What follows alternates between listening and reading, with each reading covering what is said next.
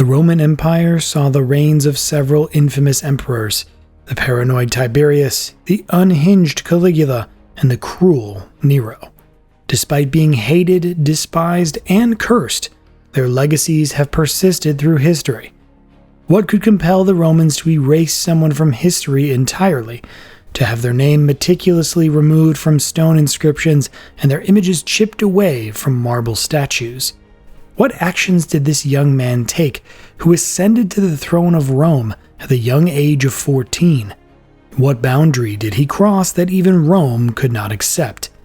Welcome to our exploration of Elagabalus. This is the story of a boy thrust onto the throne, the women who propelled him to power, the deity he introduced, and the reasons Rome ultimately decided he should be consigned to oblivion. When we delve into the accounts of ancient Roman historians, Elagabalus emerges as one of the most notorious emperors of the Roman Empire. He turned the imperial palace into a center of constant debauchery, scandalizing the capital with his behavior, attire, and habits. Impressing Rome with cruelty, extravagance, and debauchery was no easy feat. Even Nero and Caligula would acknowledge this. Yet they might have tipped their hats to the young emperor. He engaged indiscriminately with both men and women, adorned and painted himself like a woman, hosted lavish banquets that turned into orgies, and, according to rumors, seriously consulted with physicians about the possibility of changing his sex. Sources recount a banquet where guests found themselves buried under rose petals cascading from the ceiling. They speak of religious ceremonies that were strange and unusual for Rome, of rooms filled with fragrances so overwhelming that the air became difficult to breathe, and of banquets where tables groaned under the weight of exotic dishes. Consequently, we are left with an almost caricatured image, a depraved, unpredictable alien ruler who failed to understand Rome, and whom Rome ultimately destroyed. Let us explore what is fact and what is fiction. It's important to start by noting that Elagabalus was never meant to rise to power. Before him was Caracalla, an emperor with a legacy full of contradictions. On one hand, he granted Roman citizenship to all free inhabitants of the empire and commissioned the construction of grand baths in Rome. On the other hand, his reign was plagued by constant warfare that nearly bankrupted the empire. In 217, during a campaign against Parthia, Caracalla was assassinated by a soldier, leading to Macrinus, the commander of the Praetorians, seizing power. Without connections to the Syrian dynasty and of non-noble birth, Macrinus quickly lost the support of both the military and the Senate.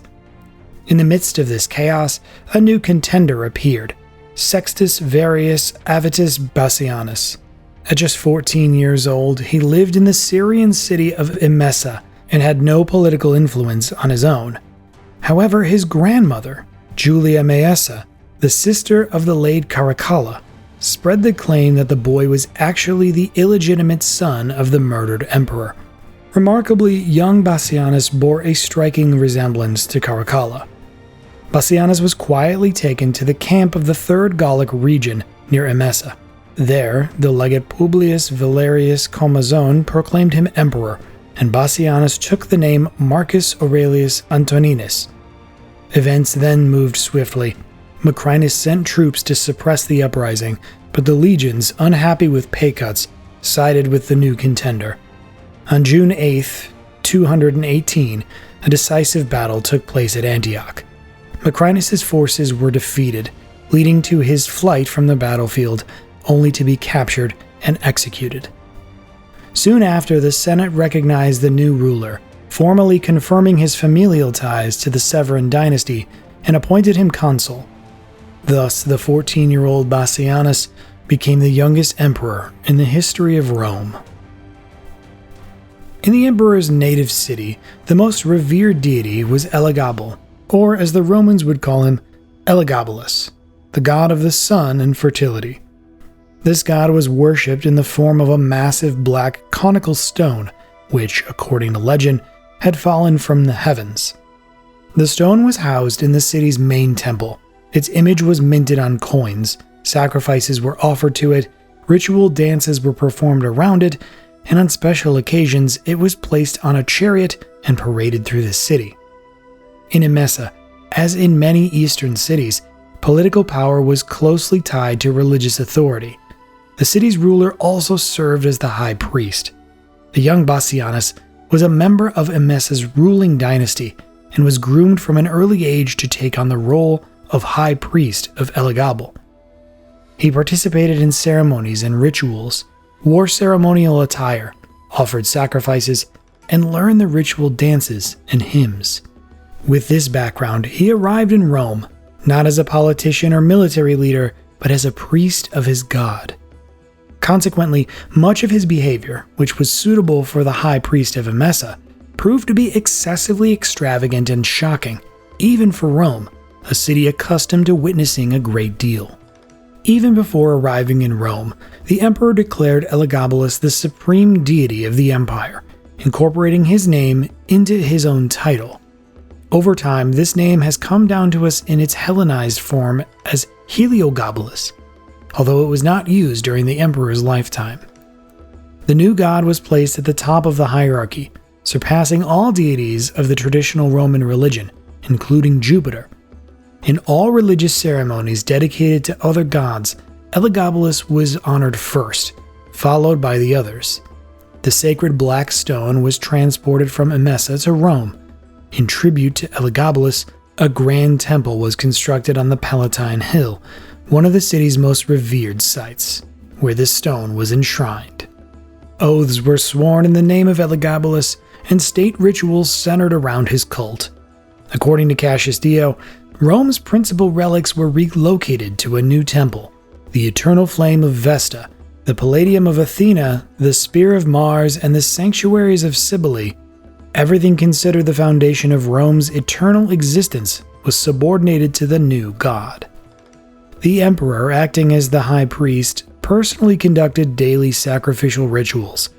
According to Herodian, he offered bulls and sheep on the altars in front of the temple of Elagabalus, burned incense, poured the finest wine, and performed ritual dances around the sacred stone, accompanied by half-naked girls playing drums and cymbals. Roman senators and equestrians were required to witness these ceremonies daily, and sometimes even participate in them. During the solstices and equinoxes, he placed the sacred stone on a gold-adorned chariot and paraded it through the streets of Rome. He ran ahead, never taking his eyes off of the stone while performing ritual dances. Along the route, gifts were scattered to the crowds: coins, gold and silver vessels, and expensive fabrics. Rome was known for its religious tolerance, and Eastern religions were not unfamiliar to it. Previously, the cults of Isis and Mithras had made their way to Rome. However, these cults never sought to replace the traditional Roman religion. From the Romans' perspective, the state's welfare and prosperity were directly linked to the proper performance of rites and rituals dedicated to Jupiter, Venus, Mars, Minerva, and others.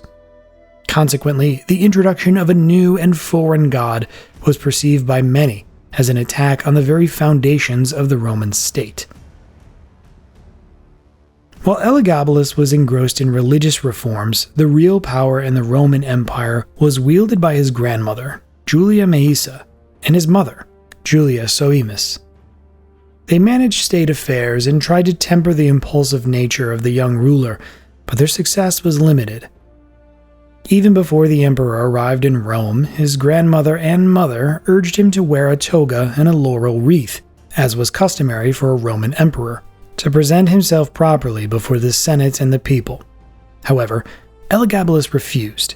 He complained that the woolen toga was uncomfortable and insisted that the Senate and the people of Rome should get used to the appearance of their new ruler. He entered the capital dressed in luxurious embroidered silk robes and the golden ornaments of a Syrian priest. His face was heavily made up, which seemed strange to the Romans, who were used to a different image of their emperors. The young emperor left the management of the empire entirely to the two Julias, while he focused on what he considered truly important: religious rituals and entertainments. He organized extravagant gladiatorial games and distributed free bread and money to the populace. From the high tower of the temple of Elagabal, he scattered tokens inscribed with the names of gifts. Below, a crowd gathered, scrambling to catch them, leading to scuffles and fights. The emperor watched from above, bursting into fits of uncontrollable laughter. At the banquets that he hosted, exotic dishes like camel heels and peacock tongues were served. During one of these extravagant feasts, a retractable ceiling was cleverly constructed over the hall. Above it was a chamber filled with an enormous amount of rose petals. According to Elagabalus' grand plan, the ceiling was supposed to open, allowing the petals to gently shower down on the guests. However, the servants went overboard. The sheer volume of petals overwhelmed the guests, literally burying them under the floral avalanche. Some reports suggest that a few guests were unable to escape and tragically suffocated. On another occasion, he organized gladiatorial games featuring a massive pool filled with wine. On real sea vessels, 300 gladiators engaged in an actual naval battle, mesmerizing the captivated spectators. To temper the young emperor's disposition and strengthen his ties with the Roman aristocracy, Julia Maesa arranged for him to marry Julia Cornelia Paula, the daughter of a prominent senator. However, this alliance was short-lived. In less than a year, Elagabalus divorced her, citing a specific physical flaw, and married Aquila Severa, a priestess of the goddess Vesta. For the Romans, such an act was unthinkable. The Vestal virgins held a revered position in Roman religion. They took a vow of chastity and were responsible for maintaining the eternal flame in the Temple of Vesta, a symbol of Rome's perpetual existence. Breaking this vow was a capital offense, with violators being buried alive. Elagabalus defended his marriage by claiming that, in his view, only the union of the high priest and the high priestess could produce divine offspring. He also referenced Roman tradition. In mythology, there was a precedent where the union of the Vestal virgin Rhea Silvia and the god Mars resulted in the birth of Romulus and Remus. Thus, for the emperor, who saw himself as the incarnation of the god Elagabal, there was no violation of the vow. In Emesa, it was customary for the high priest of Elagabalus to marry the high priestess of the goddess Alat, symbolizing the union of these deities. In this context, Elagabalus adhered to his traditional religious practices, likely unaware of how unacceptable this appeared to the Romans. During his nearly 4-year reign, Elagabalus was married 3 to 5 times, with sources differing on the exact number. Some archaeological evidence often suggests the possibility of additional marriages. At the same time, his affections were not limited to women. Ancient authors report that men fascinated him just as much, if not more. His imperial court was filled with numerous young men from across the empire, many of whom came from humble backgrounds. Sources suggest that he appointed young men to high positions based on the size of their manhood. It's said that he even sent messengers throughout the entire empire to find particularly well-endowed men. Elagabalus' main favorite was a Carian slave named Heracles, who was a charioteer. During a race in the Great Circus, his chariot overturned, causing him to fall right in front of the emperor's seat. Captivated by his appearance, the young ruler ordered that he be brought to the palace. Later, Elagabalus arranged a sort of marriage ceremony with Heracles, taking on the role of the bride himself. Over time, according to Cassius Dio, Heracles gained significant influence at the court, and by some accounts, even more than the emperor. Ancient authors also note that these incidents were not isolated. Elagabalus often summoned charioteers or gladiators who impressed him during the games. However, it seems that Heracles had a special influence. Elagabalus even considered making him co-ruler and giving him the title of Caesar, a proposal that faced strong opposition from both the Senate and his mother and grandmother. Another of the emperor's favorites was a Syrian wrestler from Asia Minor named Aurelius Zoticus. Known for his impressive physique, he was called to the court as soon as the emperor saw him.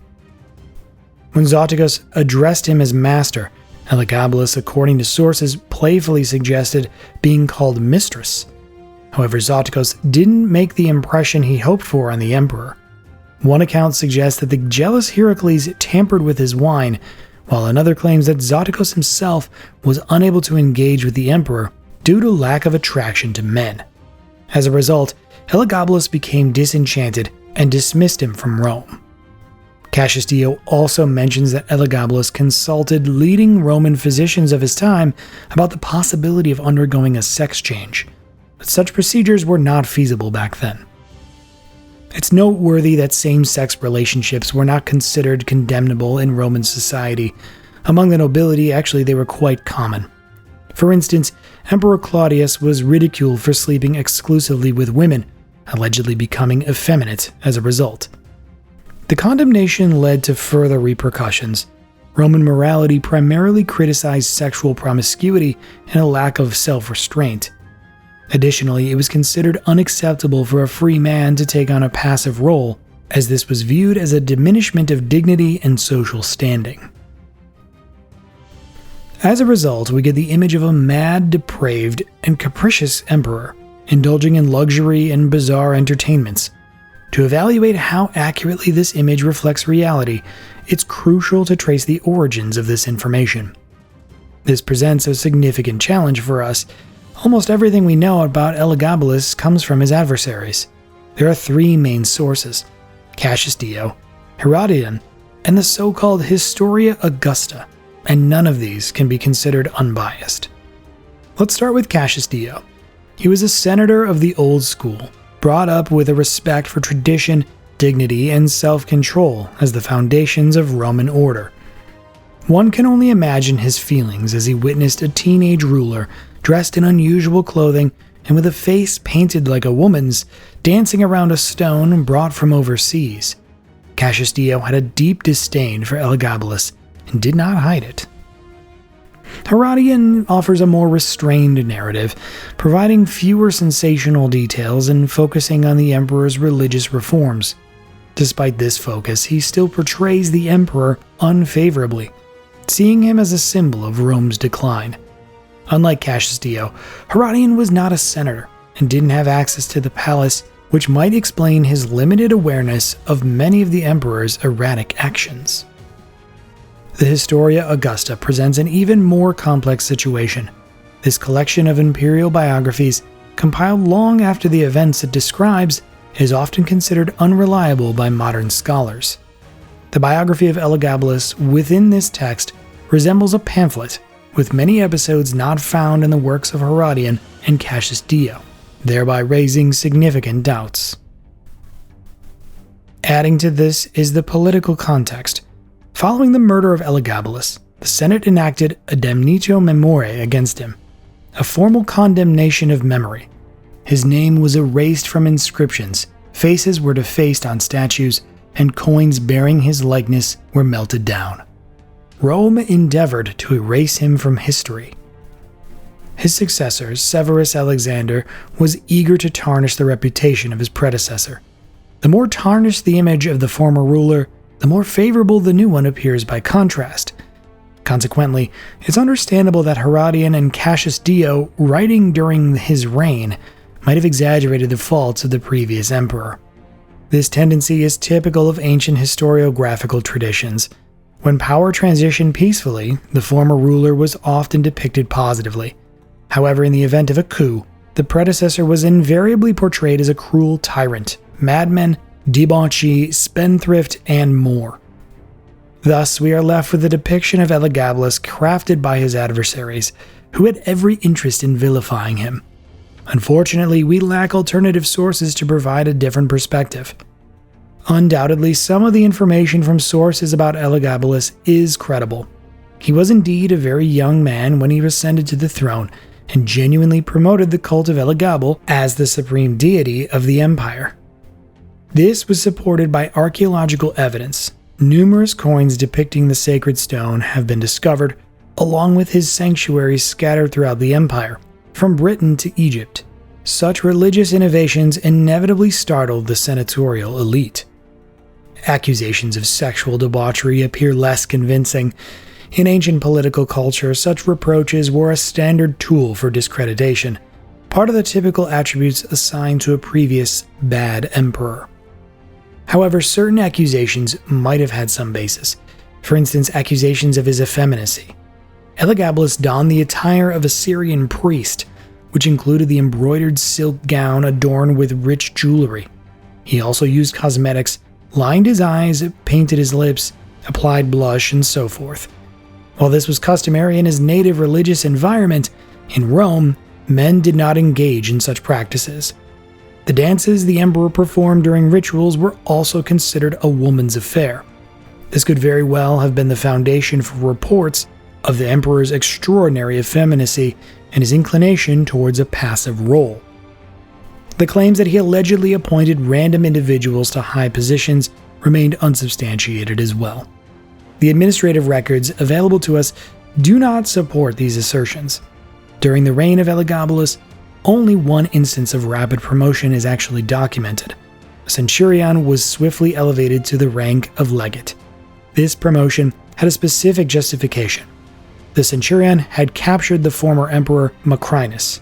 Thus, this was not the capricious act of a mad teenager, but rather a reward for a notable achievement. The tales of lavish banquets and excessive extravagance might hold a kernel of truth.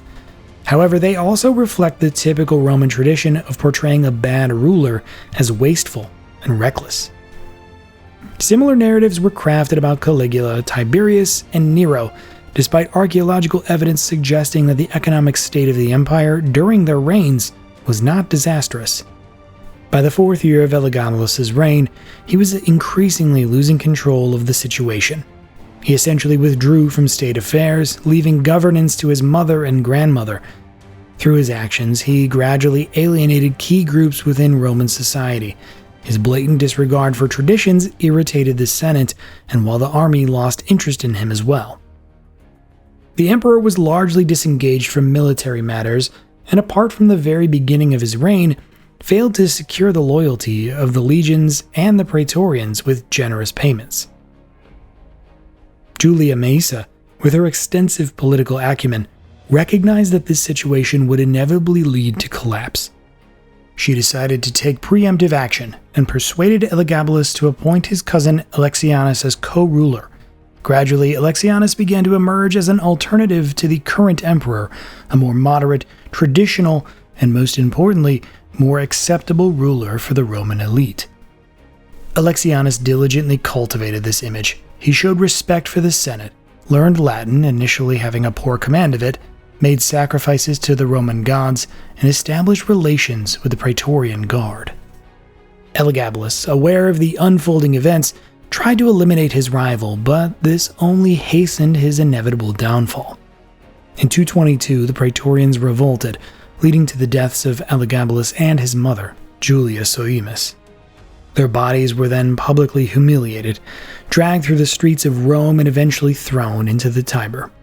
After these events, the Senate quickly confirmed what had happened. Alexianus was quickly recognized as the new emperor, taking the name Severus Alexander. Ultimately, Elagabalus was far from the unequivocal figure he's often portrayed as. Labeling him as the most debauched emperor of Rome is overly simplistic, too literary, and fits neatly into the tradition of vilifying undesirable rulers. However, reducing his story to that of an innocent victim would be equally as misguided. We see a young Syrian priest who rose to the pinnacle of power through dynastic intrigue. He attempted to transplant his religious system into the heart of the Roman world without considering how deeply it clashed with the expectations and traditions of the Roman elite. This experiment provoked a fierce backlash, and Rome responded with the utmost severity, obliterating not only the emperor himself, but also erasing his very memory. At the same time, it's important to remember the age of Elagabalus. He was a teenager who wielded absolute power over the largest empire of his time. As the saying goes, absolute power corrupts absolutely. And in this regard, his reign is not only a tale of political conflict and propaganda, but also a cautionary example of the consequences of unchecked power. If you made it to the end of this video, we really appreciate it if you liked and subscribed. Follow along on our journey through ancient civilizations and history. If you'd like to support the channel, join our Patreon or become a YouTube channel member. You get early access to new episodes, behind-the-scenes looks, and more. You can also leave a super thanks below to give us a little extra boost. If you want to listen to history on the go, check out our all-new podcast, Parabellum History. You can find it on all major podcast platforms. Thanks again for tuning in, and we hope to see you next time.